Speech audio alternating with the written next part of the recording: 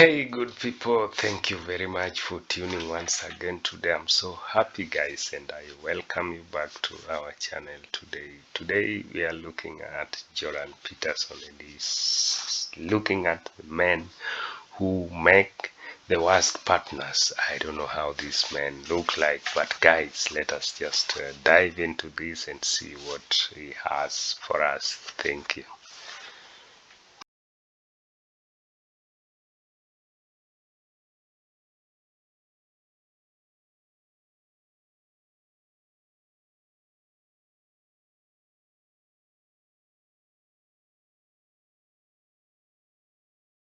The person that you can completely map and who only does positive things for you, it's like A, you don't know that person. B, they're not communicating with you, nor you with them. Maybe they're just subordinating themselves to you or you to them.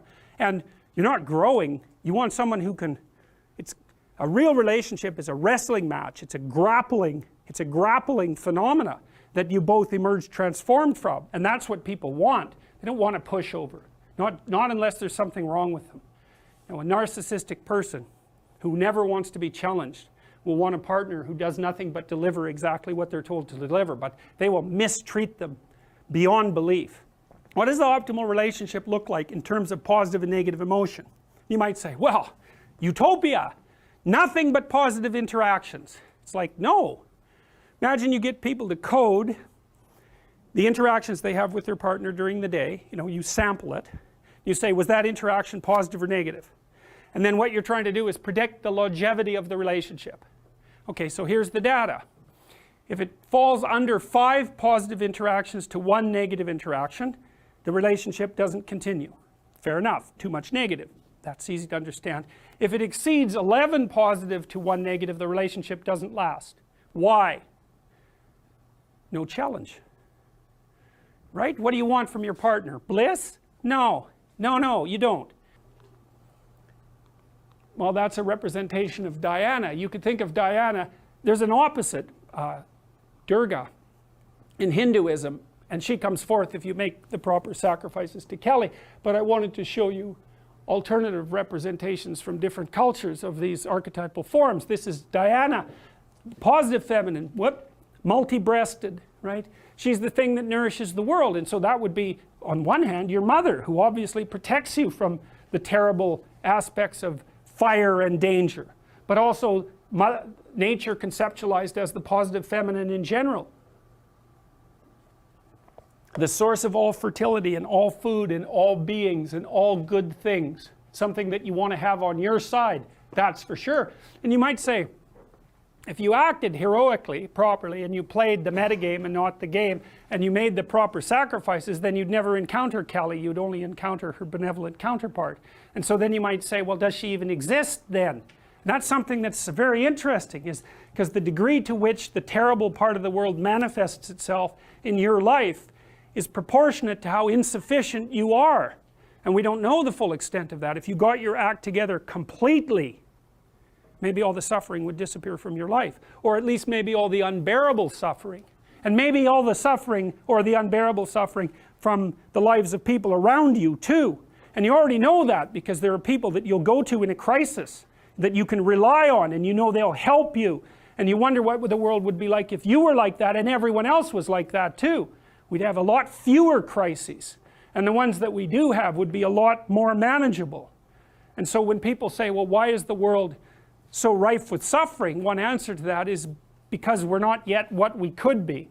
And at least that's an answer that we have some control over, right? You're not going to talk God out of making the world suffer, that's for sure. And you're not going to negotiate directly with Mother Nature, but you might be able to put yourself together a little bit and see if that works. At least it's under your control. And God only knows what the upper limit of that might be. Well, here's the decomposition of the fundamental archetype. The dragon of chaos differentiates, on the one hand, into the feminine, that's the unknown, and the feminine differentiates further into the negative feminine and the positive feminine. The negative feminine is the reason for witch hunts. It's the reason for, you know, there's a whole group online called Men Going Their Own Way, MGTOW. That's a very interesting group to go study. There's lots of them. I don't know how many of them there are, and most of them are older. Many of them are men who've been through a particularly horrifying divorce for one reason or another, and they've had enough of women. So they tell the young men that they're teaching, never have a permanent relationship, never share your territory with a woman, never share your possessions, make sure you never live together, and don't stay with one long enough to enter a common law relationship because you will be stripped of everything that you have. Well, that's a hell of a thing to be telling people, but what's happened is that the female has been manifested in their life only as the negative archetype, and they've got that confused with all women. And that's partly, you know, you got to ask yourself, if you know the mythological stories, maybe if you made the right sacrifices you wouldn't have so much trouble with women. I can make dinner, I can take care of my family, can undertake this job at work. That makes me a decent father. That's part of being a good being a good person. The question is, what's at the pinnacle of that, at the upper end of the abstraction hierarchy, because these things should be organized all the way up into a complete hierarchy. What does it mean to be a good person? Well, it means, we've walked through it, it means you win the set of games. You go out into the world and explore, and you bring back what you've found, and you build yourself out of it, and you share it with other people. That's an old story. That's no different than the story of the collective hunt. It's exactly the same thing, right? You build yourself into someone that can have a long-term relationship with someone of the opposite sex, generally speaking, so that you can bring children into the world and turn them into exploratory heroes and stabilize the state. That's what should be at the top, and that thing that's at the top, it's the same thing. It's the integration of all of those things into the same thing, and that's the same as the sun, that's the same as the halo, it's the same as the thing that emerges from the belly of the whale. It's all of those things, and you also know that because you know that you have the capacity for admiration. It's in you, it's locked into your biology, and it's locked into your sociology. You see what you admire, and that's a partial representation of the ultimate ideal. It's as simple as that. So I kind of nested this, so I should just explain this diagram briefly. So it was a map I tried to make in some sense of my own identity. I mean, just using myself as an example of someone typically situated in society. So, you know, I have this role, which is kind of a high resolution role. I'm a father and a husband, and I also run a business, and so the father and husband thing is sort of nested inside of that because it's dependent on my economic success to some degree, and then that's nested inside a capitalist structure, and then that's nested inside, well, I said American personality, but it's sort of, that's good enough, and then that's nested inside the humanistic Western personality and inside the Judeo-Christian personality, and that's all nested inside this thing that's best conceptualized as something approximating the exploratory hero. And so that's a value structure that's, and you know, you can differentiate that to a much higher level than father and husband, and we did that when we decomposed things right down to, you know, their motor actions. And you want what you want, and this is, I think, there's something that's transcendent about this. You want all those things stacked up so they're all operating properly at the same time, all the way up and all the way down. And I don't even know how far down means. Like, if you get all those things together, your physiology be organized and oriented properly too.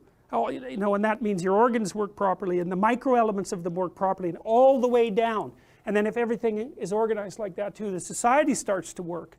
Everything starts to organize itself along a horizontal axis where each level of the structure supports every other level. And you can feel that, I believe.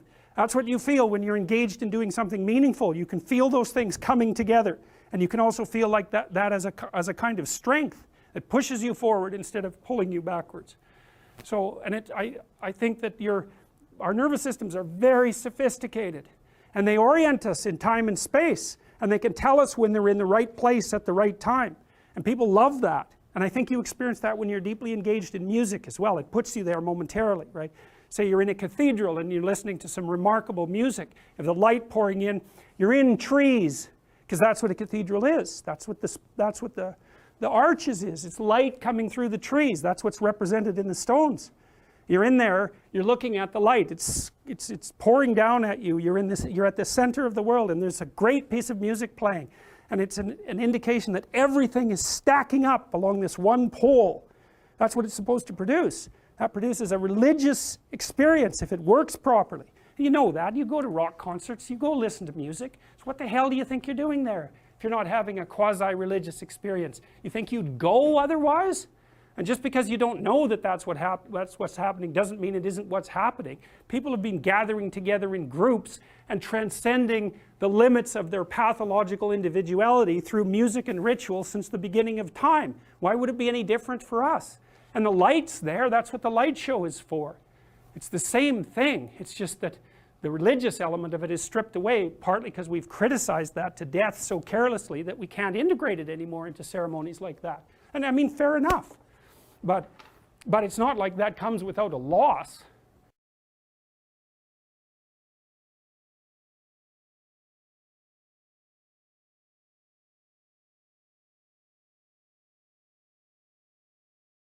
Oh, that was great discussion. That was great discussion. Men who make the worst partners, and I really like the way Jordan Peterson takes this.